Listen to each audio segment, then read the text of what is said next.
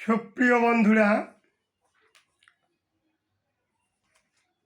অসীম কুমার মণ্ডল সম্পাদিত কাঁটাতারের এপার ওপার কাব্যগ্রন্থ থেকে আমার একটি স্বরচিত কবিতা পাঠ করছে ভাঙ্গা ঘরেই শান্তি। ও জ্যাঠা, যাচ্ছ কোথা? ভিক্ষে করতে। ছেলে কোথা? শ্বশুর ঘরে।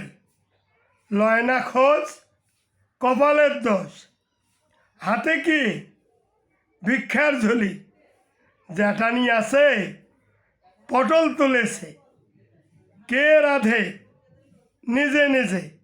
হাত পুড়ে না, কপাল পুড়েছে। মেয়ে আছে না? আছে একটা, সে দেখে না, খেতেই পায় না। জামাই আছে, বিয়ে করছে। মেয়ের নাম কি? গরম। থাকি কোথায়? বৃদ্ধাশ্রম।